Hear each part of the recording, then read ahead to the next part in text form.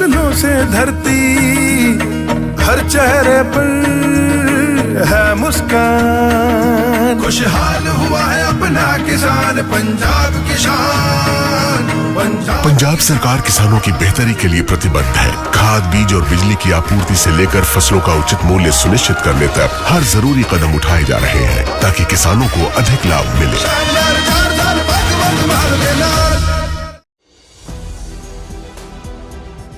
नमस्कार, आप देख रहे हैं 4 PM और मैं हूं आपके साथ सिमरन। दोस्तों, आज 29 मार्च 2026 की शाम दुनिया के लिए किसी डरावने सपने से कम नहीं है। जिस महाजंग का डर था उसका आगाज हो चुका है।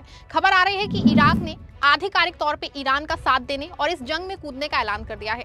इराक ने दो टूक कह दिया है कि अगर अमेरिका की जमीन पे बूट पड़े तो अंजाम कब्रिस्तान होगा। लेकिन अफसोस की बात देखिए दोस्तों, जहां एक तरफ मुस्लिम मुल्क एकजुट हो रहे हैं, वहीं यूएई और सऊदी अरब ने अपनी अरब पहचान को ताक पे रख के ट्रंप और नेतन्याहू के साथ हाथ मिला लिया है।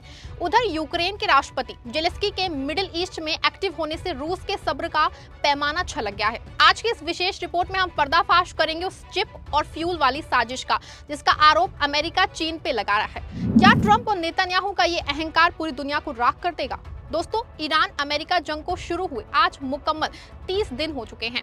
कल तक जो ट्रंप कह रहे थे कि ईरान को चुटकियों में मसल देंगे, अब उन्हें लगने लगा है कि उन्होंने गलत बयान ले लिया है, क्योंकि 30 दिन में वो ईरान को हिला नहीं सके हैं, बल्कि अब हताश और निराश होकर अपनी सेना को ईरान की सरजमी पे उतारने की तैयारी कर रहे हैं। आपको यहाँ बता दें कि ट्रंप ने खुद प्रेस कॉन्फ्रेंस करके इस जंग को महज 4 हफ्ते में खत्म करने का दावा किया था, लेकिन ये समय सीमा पूरी हो चुकी है और ट्रंप ईरान का बाल भी बाका नहीं कर पाए हैं।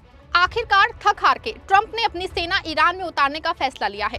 खास के ट्रंप की मंशा है कि किसी तरह खाक द्वीप और होर्मुज पे कब्जा किया जाए, लेकिन इसमें अमेरिकी राष्ट्रपति को जोर का झटका लगा है, क्योंकि जंग में इराक ने सीधे तौर पे शामिल होने का ऐलान कर दिया है। दोस्तों, आज सत्ता की आंखों में आंखें डाल के पत्रकारिता करना मुश्किल हो गया है। हमारे 4 PM नेशनल यूट्यूब और फेसबुक चैनल को, जिसे आपका प्यार और विश्वास हमेशा से मिलता रहा है, उसे बंद करके सरकार ने ये साबित कर दिया है कि वो आपके सवालों से कितना डरती है। मुश्किल दौर है, लेकिन हम ना रुके थे और ना ही रुकेंगे।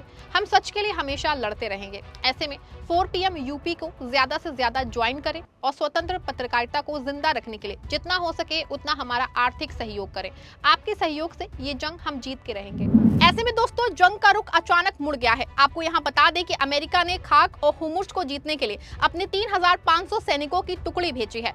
दावा किया जा रहा है कि ये सैनिक ईरान की जमीन पे उतर के उसे कब्जे में लेने का प्रयास करेंगे, लेकिन इसके उलट जहां एक ओर ईरान ने अपने 10 लाख सैनिकों को उतारने का ऐलान किया है, तो वहीं दूसरी ओर ईरान की धरती पे एक कदम रखने वाले अमेरिकी सैनिकों के विरोध में इराक भी ईरान के साथ चट्टान की तरह खड़ा हो गया है। आपको यहाँ बता दें, यमन, ओमान, लेबनान, सीरिया और बहरीन के बहुत से हिस्सों में ईरान के समर्थक पहले से ही मौजूद हैं।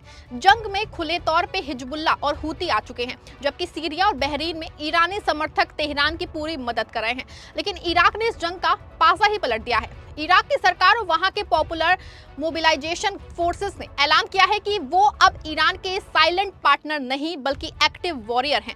इराक ने साफ कर दिया है कि उनके देश की संप्रभुता पे अमेरिकी और इजरायली हमले अब बर्दाश्त नहीं होंगे। इराक की तरफ से ये पैगाम आया है कि अगर अमेरिका अपनी सेना जमीन पे उतारता है तो इराक की धरती अमेरिकी सैनिकों के लिए नरक साबित होगी। ट्रंप साहब, आप 3500 कमांडोज को USS त्रिपोली पे लाद के खाक द्वीप की तरफ भेज तो रहे हैं, लेकिन क्या आपको अंदाजा है कि ईरान और इराक की ये जुगलबंदी आपके सैनिकों का क्या हश्र करेगी? क्या आप वियतनाम और अफगानिस्तान के जख्म भूल गए? ये जमीनी जंग आपको इतनी महंगी पड़ेगी कि आप व्हाइट हाउस में बैठने लायक भी नहीं बचेंगे। हालांकि दोस्तों, जहां एक और मिडिल ईस्ट में ईरान के साथ इराक, लेबनान और हूती खुल के सामने आए हैं, वहीं दूसरी ओर इस पूरी कहानी का सबसे शर्मनाक पहलू यूएई और सऊदी अरब का रुख है। खबर है कि यूएई ने अपने एयरबेस अमेरिकी फाइटर जेट्स के लिए खोल दिए हैं और सऊदी अरब भी अब धीरे धीरे ट्रंप के पाले में खड़ा नजर आ रहा है। ये वही मुल्क हैं जो कभी इस्लामी एकता की कस्में खाते थे, आज इजराइल के बमों को रास्ता दे रहे हैं। यूएई ने तो यहाँ तक कह दिया है कि वो होर्मुज स्ट्रेट खुलवाने में अमेरिका और उसके सहयोगी देशों की मदद करेगा। वहीं दूसरी ओर सऊदी अरब भी अपने एयरबेसों से अमेरिका को उड़ान भरने की इजाजत दे सकता है। आपको यहाँ बता दें, अभी कल ही सऊदी के क्राउन प्रिंस मोहम्मद बिन सलमान की भरे मंच से ट्रंप ने पूरी दुनिया के सामने फजीहत कराई थी। ट्रंप ने यहां तक कह दिया था कि वो मेरी चापलूसी करते हैं और इसके लिए उन्होंने बेहद आपत्तिजनक और गंदे शब्दों का प्रयोग किया। सोशल मीडिया और एक्स पे इसके बहुत से मीम्स वायरल हैं। वैसे भी ट्रंप का किरदार अब तक एक सनकी राजा जैसा ही रहा है। वो कभी किसी के साथ सम्मान से पेश नहीं आए हैं, लेकिन ये बात यूएई और सऊदी अरब को समझ नहीं आ रही है। इससे मिडिल ईस्ट में दो फाड़ हो गया है। खाड़ी के कुछ देश इस पक्ष में है कि जंग नहीं होनी चाहिए, लेकिन Iran, Iraq, Lebanon, Yemen, Syria और बहरीन के लोग जंग के लिए पूरी तरह तैयार हैं। इस आग में घी डालने का काम यूक्रेन के राष्ट्रपति जेलेंस्की ने शुरू कर दिया है। वो मिडिल ईस्ट के बहाने रूस से अपना बदला लेना चाहते हैं। जेलेंस्की का मिडिल ईस्ट में चक्कर लगाना इस बात का संकेत है कि अमेरिका अब इस जंग को ग्लोबल बनाना चाहता है। जेलेंस्की की सक्रियता ने रूस को भड़का दिया है। अगर पुतिन ने इस जंग में अपनी मिसाइलें खोद दी तो न्यूयॉर्क से लेकर तेल अवीव तक कोई सुरक्षित नहीं बचेगा। उधर अमेरिका अपनी नाकामी छुपाने के लिए चीन और रूस पे आरोप लगा रहा है। पेंटागन का दावा है दोस्तों कि चीन ईरान को हाईटेक चिप्स, लोकेशन डेटा और मिसाइल फ्यूल सप्लाई करा है।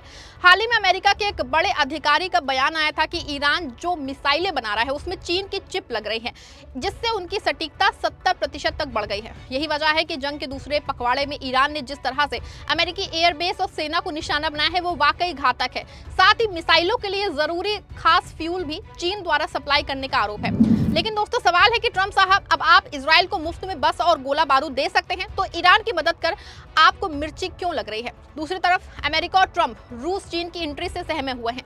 ईरान के संसद अध्यक्ष मोहम्मद बाघेर गालिबाफ ने कहा है कि अमेरिकी सैनिकों के स्वागत के लिए ईरानी फोर्स पूरी तरह तैयार है। ईरानी समाचार एजेंसी इरना के अनुसार दोस्तों आपको बता दें कि गालिबाफ ने ट्रंप पे आरोप लगाया है कि वो एक तरफ बातचीत का नाटक कर रहे हैं, जबकि दूसरी ओर जमीनी हमलों की योजना बना रहे हैं। उन्होंने कहा कि दुश्मन खुल के बातचीत का संदेश दे रहा है और छुप के हमले की तैयारी कर रहा है। हमारे सैनिक अमेरिकी सैनिकों के आने का इंतजार कर रहे हैं। साथ ही ईरान ने जंग खत्म करने के लिए अपनी मांगों की सूची में एक नई शर्त जोड़ दी है।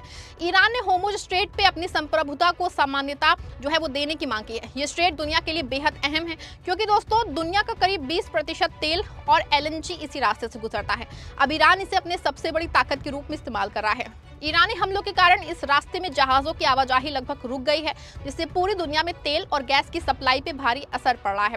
साफ है कि ट्रंप और नेतन्याहू, आप दोनों अपनी सियासी कुर्सियां बचाने के लिए मासूमों का खून बहा रहे हैं। आपने एक तरफ सीज फायर का नाटक किया, दूसरी तरफ ईरान के वाटर प्लांट और न्यूक्लियर साइट्स में हमले कराए। आपकी ये दोहरी चाल अब दुनिया के सामने उजागर हो चुकी है। अमेरिका के 80 लाख लोग सड़कों पे आपको आईना दिखा रहे हैं, लेकिन आपकी आंखों पे तो सत्ता और तेल की हवस का चश्मा चढ़ा है। दोस्तों आपको क्या लगता है कि इराक की एंट्री के बाद अमेरिका इस जंग से सही सलामत निकल पाएगा?